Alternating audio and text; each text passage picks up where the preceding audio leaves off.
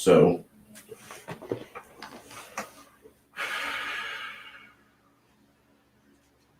I'm reading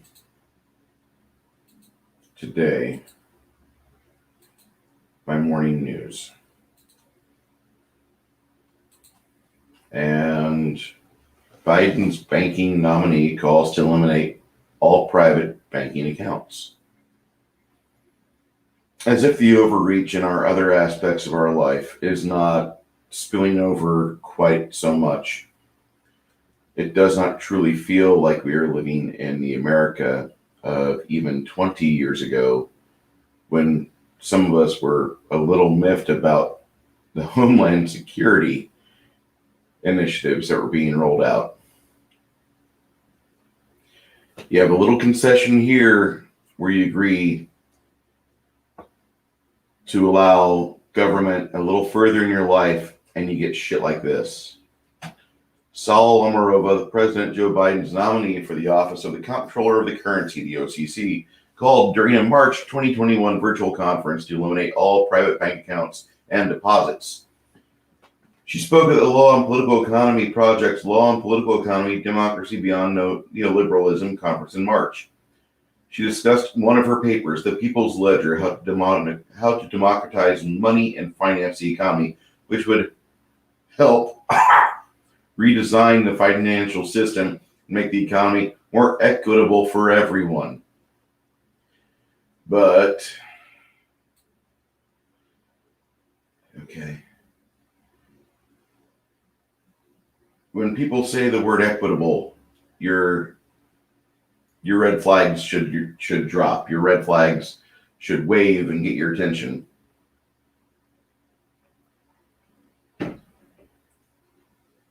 This lady is currently facing an uphill battle, and I'm so happy about that. To be put in that position, because people who are smart and value private property do not want to have a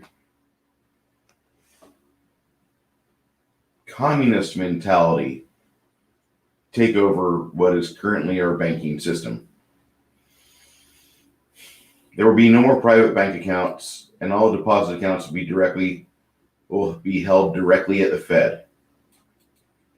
Directly at the Fed, the Federal Reserve. The Federal Reserve, which borrows from the American people with interest, never pays a loan back, and is probably the most corrupt financial institution in the world. These guys make the IMF look legitimate. The IMF is not truly legitimate. They are a cartel, white slavers, if you will. Her proposal would give the Fed more proactive monetary policy tools such as helicopter money, and she pondered how the Federal Reserve could take money from Americans during an inflationary environment. Okay, so I looked at other things going on.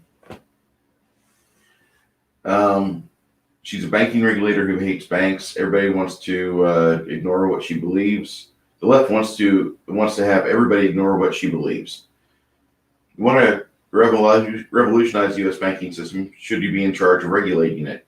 If you hate something, you really do not deserve power over it, especially if it's a benefit to millions of people.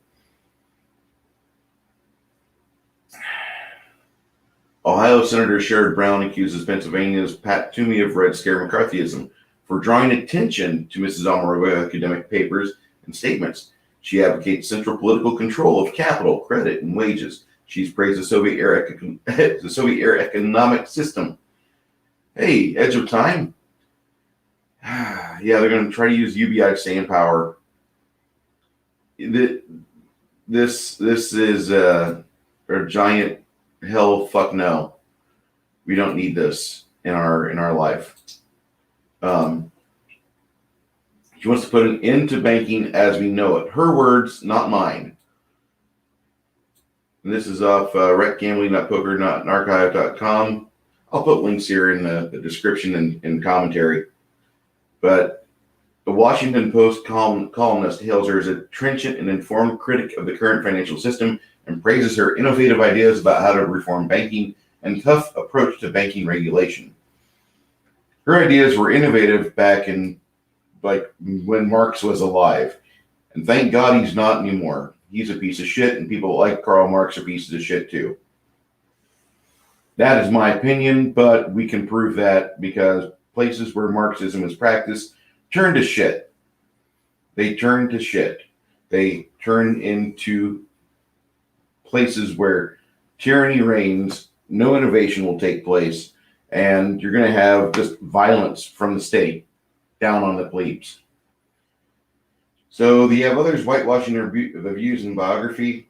Mr. Brown declared that Mrs. Omarova, who was born and raised in Soviet Kazakhstan, should be lauded for her courage and conviction to flee communist repression, except she did not.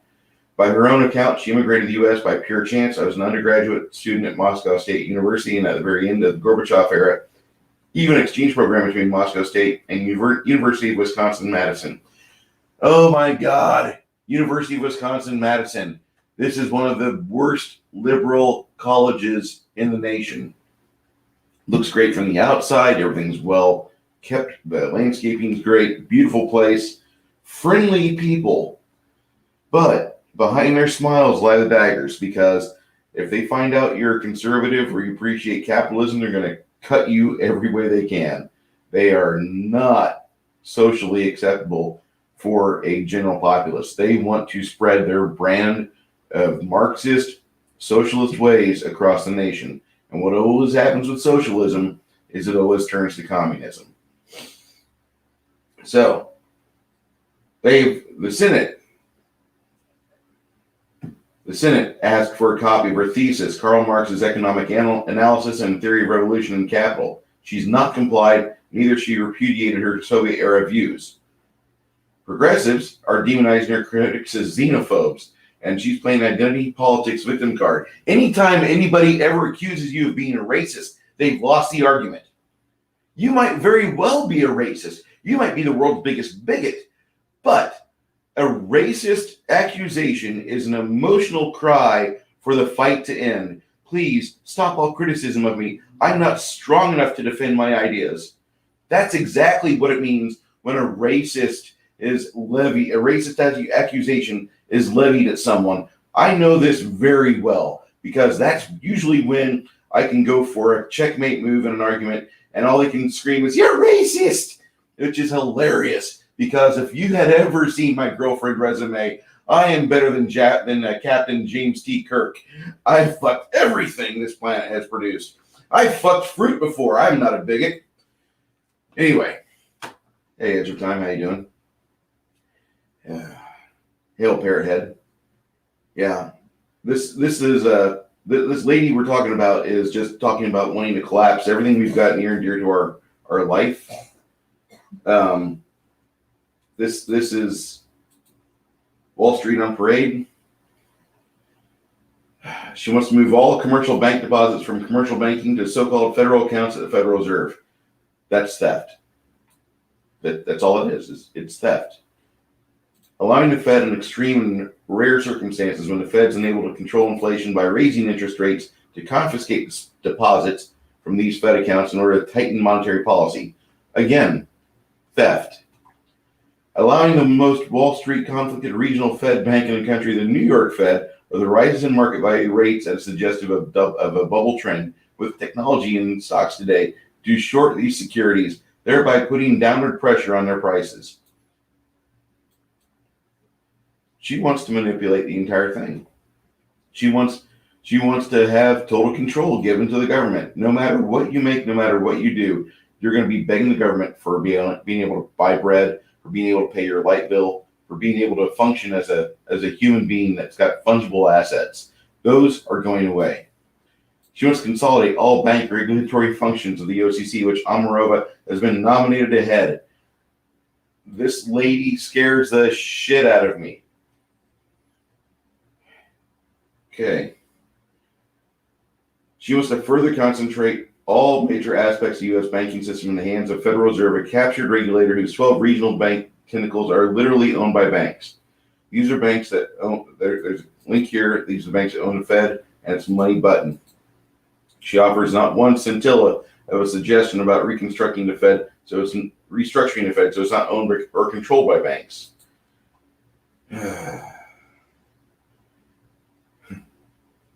these are the banks that own New York Fed and the money button.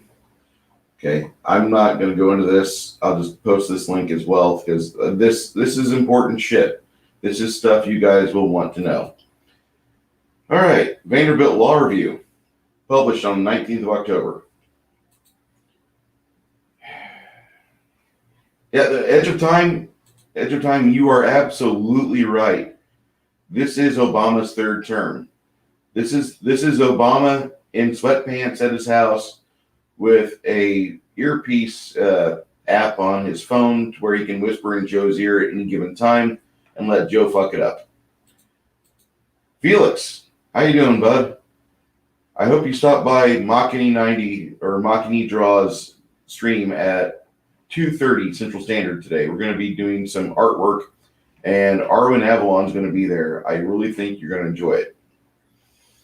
This I'm not enjoying talking about, but I've got to talk about it because nobody else will. Not a lot of people are talking about it. It's being put out in all the newsies, the groups of concerned, I guess you'd say, individuals that are worried about their assets, their money, the ability to buy property, but it's not being picked up by mainstream for obvious reasons. Nobody wants to criticize the Biden administration, especially after Project Veritas had their assets seized, and even the New York Times was like, "Could you guys give their computer and their phone back?" It was really bad. It's still really bad, but this entire situation is a shit show. So COVID-19 came along, and because of that, we all decided to give up on capitalism and hide in our house. And 2 weeks to flatten the curve turned into 19 months, and Austria is going back to lockdowns for the unvaccinated, which is about as stupid as it gets because people with natural immunities are far resistant to a further infection. Anyway, and I'm not a doctor, but I'm experiencing this firsthand. The article takes up the challenge of what Omarova does. She wants to democratize access to central bank where the money would and should transform and democratize the entire financial system. This is the Vanderbilt Review. These are not people that are thinking inside of freedom and liberty. This is a different group of people with a different mindset. Anyway. Well, the Young Democrats group in school is what I belonged to when I was growing up because we thought that was the way. We were encouraged. I'll just say that. So this is some things that I'm going to wrap up here, but I just thought I needed to do a quick 10-minute video or 10-minute live stream. This should be all over your guys' radar. I pulled out faster than hell. Well, back in '92 when we were electing Clinton, it was either him or Perot, and nobody wanted Perot because Perot had work. Perot wanted us to work. But watch this nominee, Saule Omarova. I would watch your money as well. If you guys can invest in things that are outside of the control of these banks here, I highly recommend it. As always, precious metals, get a hold of some land, things like that. If you can't afford that, if you're broke like me, then buy ammunition. Buy ammunition. Ammunition will be like gold here soon.